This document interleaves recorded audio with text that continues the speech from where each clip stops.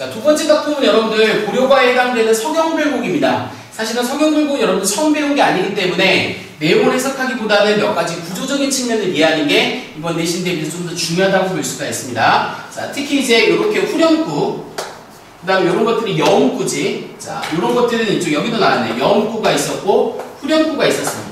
자, 이런 걸 우리는 후렴구라고 하고 이런 걸 우리는 여음구라고 하는데 얘네들은 바로 뭐 형성에 운율 형성의 중요한 역할, 즉 시에서 뭘 담당하는 거냐면 음악성을 담당하는 겁니다. 그렇기 때문에 뭐와 내용과의 연관성은 있다 없다? 없다. 그러니까 이거는 배제해 놓은 상태에서 기본적인 해석이 들어가는 게 중요하다라고 볼 수 있습니다. 서경필곡 자체는. 자, 그래서 서경필곡은 기본적인 해석을 물어본다기보다는 그걸 통해서 말하고자 하는 메시지, 이거를 찾아내는 게 중요하다고 볼 수가 있어요. 그래서 선생님과 같이 한번 보도록 하겠습니다. 서경이 서울이 마르는 이 말이죠. 그러니까 서경이 뭐다? 서경은 서울이다 이 말이야. 서울이다. 자, 그 다음에 닭꼰대 소성경 고해마른. 자, 고해마른은 사랑합니다 이런 뜻인데 해석을 하면 이렇게 되는 거라고 그랬죠. 닭은 곳은 여기서는 뭐야? 사탕. 영어로 이야기한다면 메이크의 개념으로 보면 돼. 자, 뭘 메이크했느냐? 우리의 사랑을 만들었다는 거죠. 어디서? 소성경에서. 이 소성경은 어디를 이야기하는 거냐면 작은 서울이라고 볼 수 있어요. 자, 그러니까 입장차라고 보면 쉽습니다. 자, 이 부분이 님이라고 본다면 이 부분은 화자라고 보는 게 좀 더 적절하다고 볼 수 있어요. 그러니까 님이 서경을 좋아하는 이유는 뭐 때문에? 서경이 서울이기 때문에 서경을 좋아한다면 내가 소성경을, 즉 소성경은 작은 서울이라고 했으니까 서경 안에 포함된 일정한 공간이 되겠죠. 내가 이 공간을 좋아하는 이유는 서울이라서가 아니라 뭐다? 우리의 사랑을 만든 곳이기 때문에 나는 이곳을 사랑한다 라고 볼 수가 있겠지. 그러니까 1년과 2, 첫 번째 꼬와 두 번째 꼬를 통해서는 바로 뭘 이야기하는 거냐면 님과 나의 입장차가 나와 있다고 보면 되겠지. 이렇게 정리하세요. 쉽게. 자, 그러다 이제 세 번째 보면 뭐가 나와 있냐면 여해무론이 바로 뭐냐면 이별하기보다는 이런 뜻입니다. 그러니까 이 여해무론이 시적 화자의 지금 어떤 상황을 나타내 주는 거라고 볼 수 있는데 어떤 상황이냐? 이별의 상황이다 라고 말할 수가 있겠죠. 이별하기보다는. 자, 그 다음에 또 단어가 나왔는데 질삼이라는 거는 길쌈은 뭐냐? 바느질이야. 바느질감이라고 볼 수 있으니까 이 글의 화자가 여성이다라는 걸 확인할 수 있어요. 자기가 갖고 있는 모든 재산들을 다 버리고라도 이렇게 볼 수가 있고, 자, 그 다음 뒤에 보게 되면 뭐가 나와 있냐면 괴실한데 괴다는 뭐야? 사랑하다 이런 말이죠. 자, 사랑해 주신다면 울어봄, 울면서 존니노이다 쫓아가겠습니다 라고 볼 수 있으니까 이 작품에서 여러분들 제일 중요한 부분이 이 부분이에요. 이 부분. 이걸 통해서 바로 뭐냐면 이별을 대하는 화자의 태도가 들어간 거라고 볼 수 있습니다.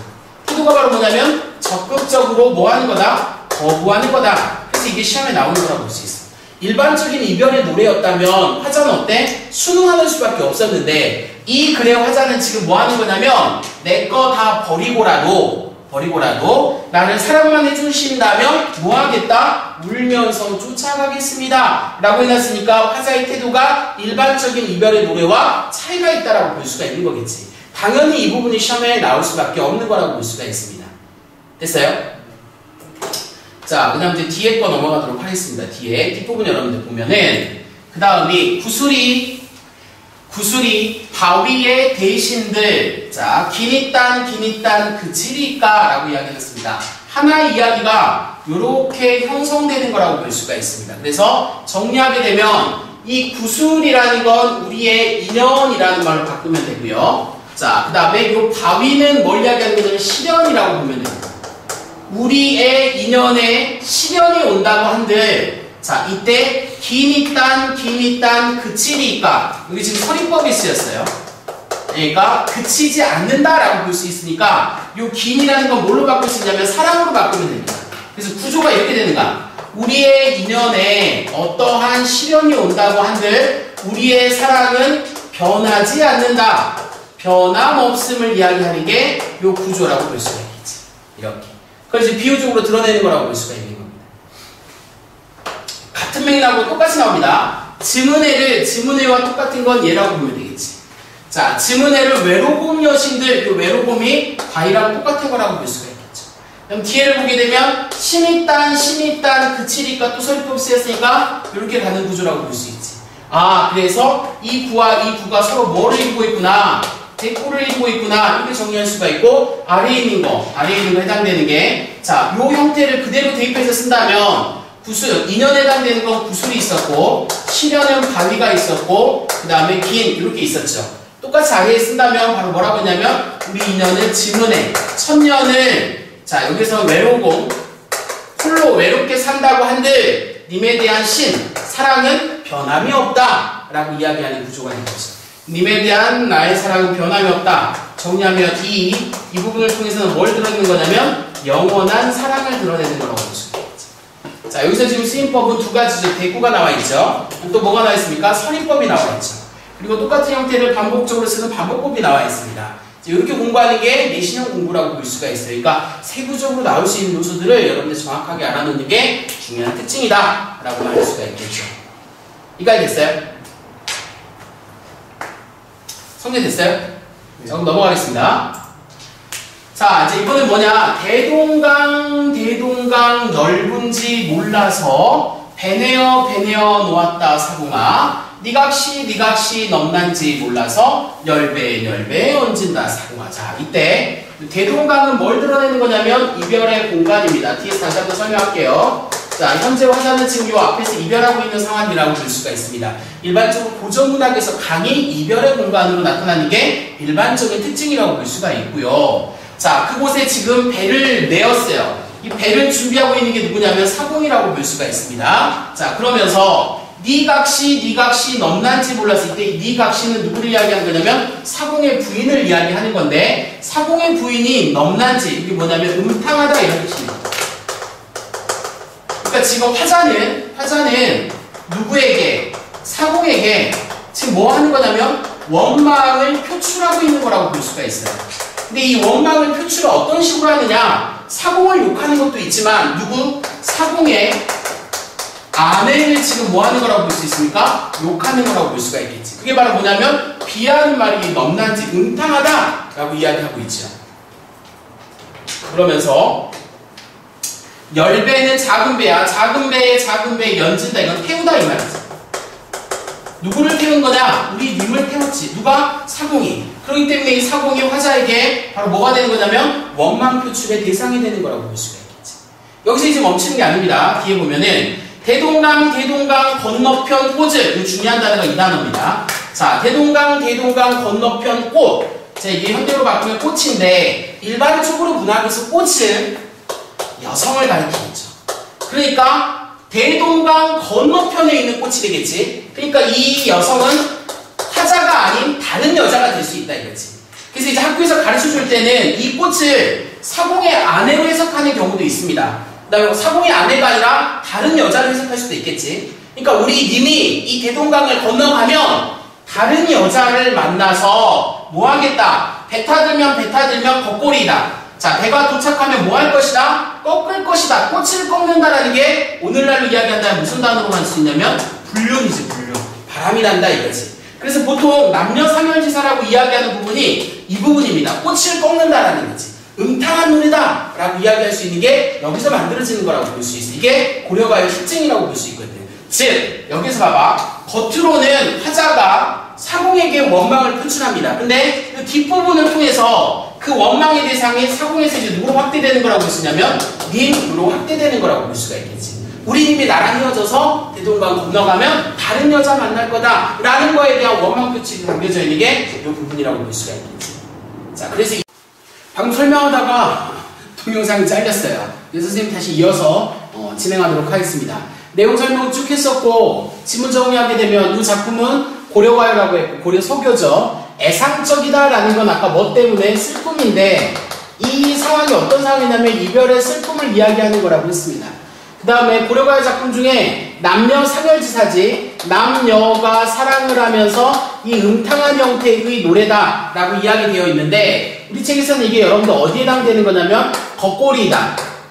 꽃을 꺾는다 부분에 해당되는 여러분들 책으로 뒤에 잠깐 보게 되면은 아까 수업할 때 여러분들 어디라고 했습니다? 여기 아래에 겉꼬리다가 바로 뭐에 해당되는 거냐면 남녀의 음탕한 사랑을 이야기하는 남녀 상열지사에 해당되는 부분이라고 볼 수 있고, 자 제재는 이별이고 이별의 정환을 노래하고 있습니다. 특징적으로 간다면 고려가요 중에서 가시리와 함께 대표적인 별이라고 했는데 뒤집으면 뭐가 되는 거지? 이별이지. 이별의 노래라고 볼 수 있는데 이 가시리와 이 서경별곡은 차이점이 있다고 했어. 이별을 대하는 태도적인 차이 부분을 알아내는 게 특징이라고 볼 수 있고, 사문보의 기본적 율격을 가지고 있으면서 후렴구가 붙어 있습니다. 후렴구를 제외한 모든 부분은 A, 아질과 A, B, C의 구조를 취한다는 게 특징이 있고, 대동관과 서경이라는 구체적 지명을 갖고 있습니다. 구체적 지명. 이게 어떤 정서를 드러낸다? 향토적 정서.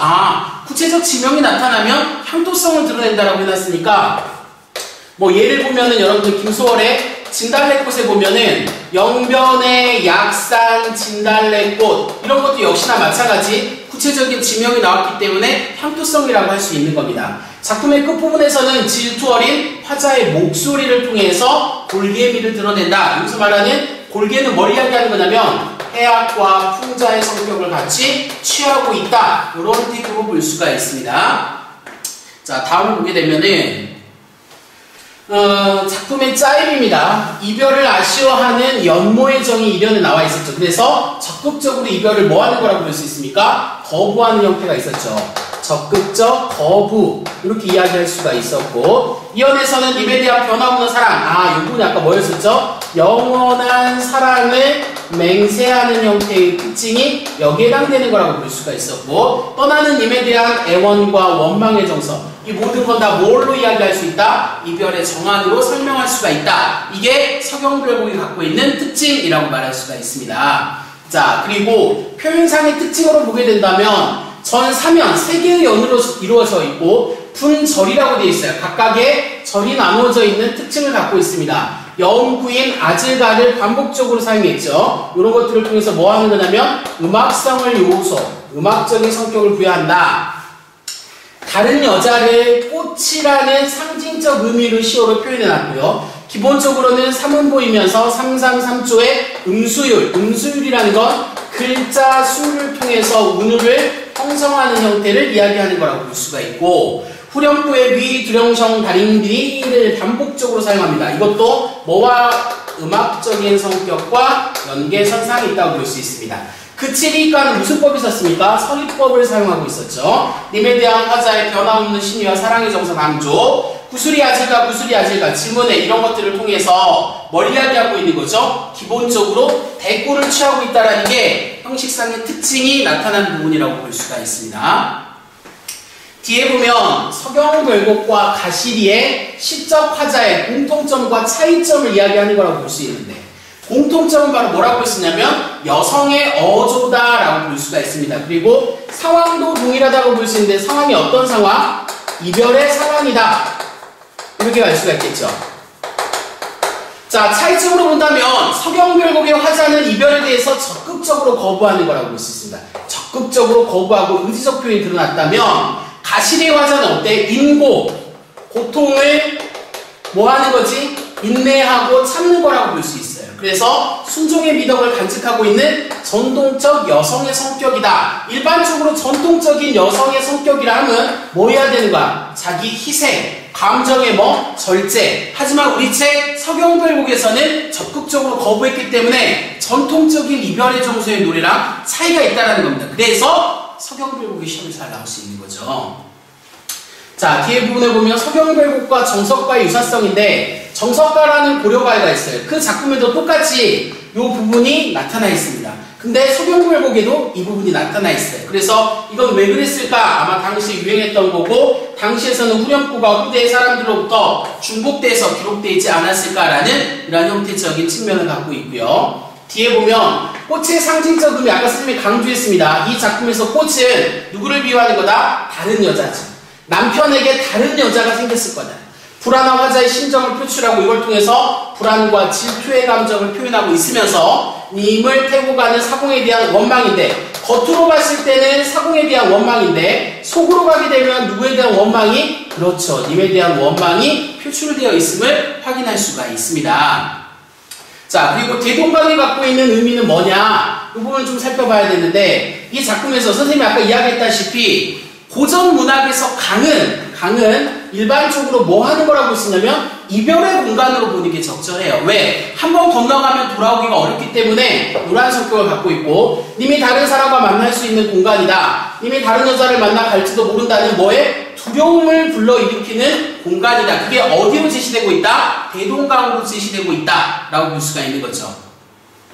이 작품까지가 여러분들 서경별곡에 대한 특징인데 서경별곡은 이별의 노래지만 일반적인 이별의 방식과 차이가 있다는 거 이걸 염두에 두면서 공부하는 게 가장 중요합니다. 특히 일반적인 전통적 이별의 한을 노래했던 작품과 차이점 그런 작품들이 가실이라든지 진달래꽃이라든지 그 다음에 황진이 시조라든지 이런 작품들과 차이점을 얼마나 여러분들이 자연스럽게 확인할 수 있느냐가 이 서경별곡을 잘 할 수 있는 관건이라고 할 수 있습니다. 열심히 하십시오, 여러분들.